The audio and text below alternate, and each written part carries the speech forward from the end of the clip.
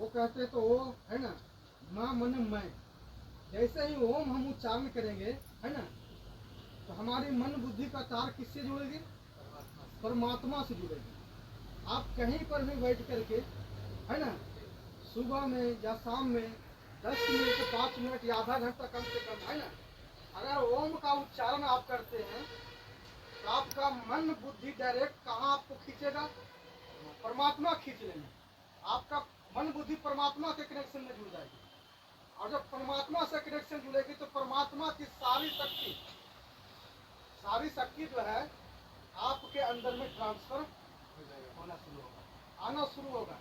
जैसे mobile charger जो देखते हैं, मोबाइल में एक तार जोड़ते हैं है ना, और दूसरे प्लग बोर्ड में जोड़ते हैं। जैसे ही मोबाइल में प्लग बोर्ड जोड़ते हैं तो आपका मोबाइल चार्जिंग होना शुरू हो जाता है ना।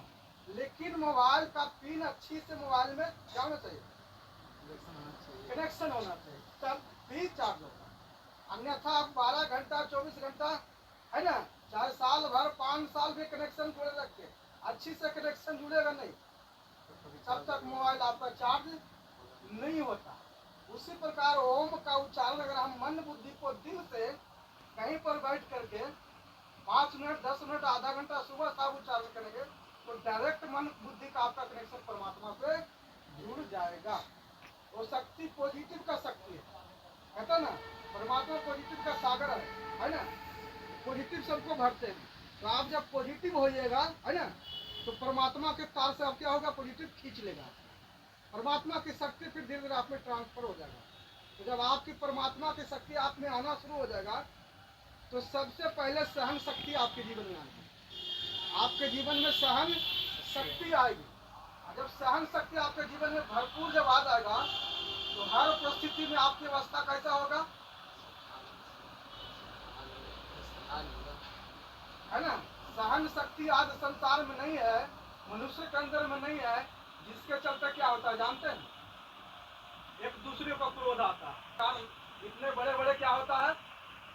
महाविनाश का तांडव होता है। वो सहन शक्ति जब आपके जीवन में आ जाएगी तो कभी भी गुस्सा, लड़ाई झगड़ा, मार काट, कभी आपका स्थिति सदा शीतल शांत हो। ये पहली ऐसी शक्ति है, पहला सहन शक्ति है। दूसरी शक्ति है समाने की शक्ति। दूसरी शक्ति समाने की शक्ति। आज जीवन में सहन शक्ति नहीं है तो क्रोध आता है, समाने की शक्ति नहीं आती है इंसान को, तब क्या होगा? तब मन में ईर्ष्या को उत्पन्न होता है। आज अक्सर देखे हम एक दूसरे में बगल में बिजनेस मैन वाले है ना, हमेशा एक दूसरे में कंपटीशन होता है कि हमसे कोई ज्यादा ऊपर ना हो। जहां भी हमसे ऊपर होने की कोशिश करता है तो ईर्ष्या आती है।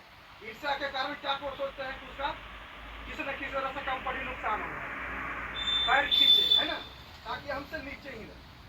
तो ईर्ष्या रूपी क्या है? विषैला दंत है, सांप।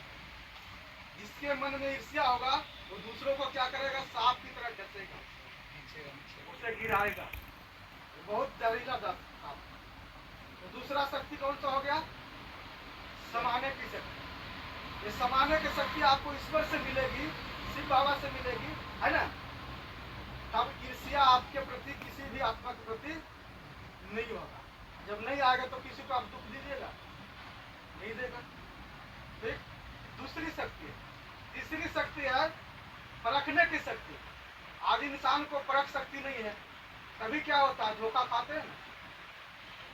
रामायण में दिखाया गया ना, है? रामायण में दिखाया गया सीता जी को रावण में क्या हार करके लेकर के चला गया। मारीच ने रावण को क्या किया? धोखा दिया। राम को धोखा दिया ना, मारीच धोखा दिया। सबसे पहले सीता को धोखा दिया। मारीच था क्या? रावण का मामा था ना, राक्षस था, लेकिन मृग हिरण बन करके आया था सीता के पास, है ना। सीता ने क्लियर कट समझ नहीं पाया तो कौन है? वो तो जंगल में है, कुटिया में है। जंगल में कोई हिरण मृग हिरण आएगा सोने का, सोने का बुद्धि विवेक नहीं चला पाए, है ना। इसलिए उनको क्या जग गया? हमें चाहिए मृग हिरण चाहिए, लोभ आ गया, है ना। जंगल में क्योंकि त्याग की जीवन जी रहे थे, उनके अंदर लोभ भावना जगती है, मुझे मृग हिरण चाहिए, पर रख नहीं पाए। राम जी को भेज दिए कहाँ? जंगल में। पहला हो गया। फिर दूसरा, मारिच ने जब आवाज लगाया वहां, जब राम ने बाण मारे मारिच को बाण मारे राम, तो राम मरते मरते कौन सा आवाज लगाया? हाय लक्ष्मण, हाय लक्ष्मण, हाय लक्ष्मण। मर कौन रहा था? मारिच। राम तो नहीं मर रहे थे, लेकिन आवाज क्या उन्होंने लगाया मरते दम भी?